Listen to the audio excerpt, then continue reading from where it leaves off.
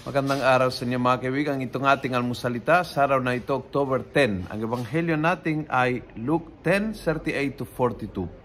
Sabi ng ebanghelyo, Jesus entered a village where a woman whose name was Martha welcomed him. She had a sister named Mary who sat beside the Lord and at his feet listening to him speak. Martha, burdened with much serving, came to him and said, "Lord, do you not care that my sister has left me to myself to do the serving?"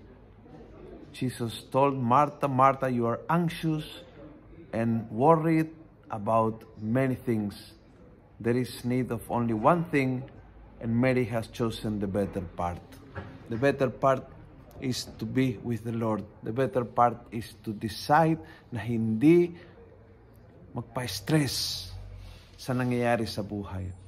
Mabuhay at gagawin ang kailangan gawin sa buhay, one thing at a time, na hindi ito maidudulot ng stress. Na marunong mag-enjoy ang bawat step ng ginagawa. Ang kakaiba ng Martha and Maria, hindi lang ang ginagawa, kasi si Martha ay nagluto, si Mary ay nakikinig kay Jesus, kundi ang pag-enjoy ng ginagawa. Yan ang kakaiba. Si Martha was worrying na baka hindi ko matapos, na bakit hindi ako tinulungan. So habang ang ginagawa niya, which is yung pagluto, ang kanyang utak ay thinking in so many things na nagpro-produce ng stress sa kanya. Samantalang si Mary ay nakikinig kay Jesus at nag-enjoy ang kanyang pakikinig kay Jesus, at iyon ang pinaka-importante.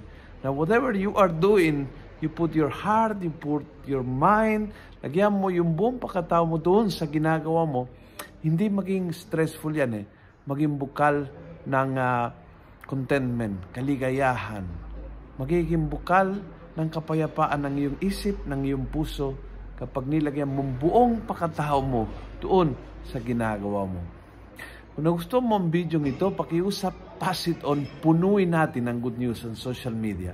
Gawin natin viral araw-araw ang salita ng Diyos. And God bless.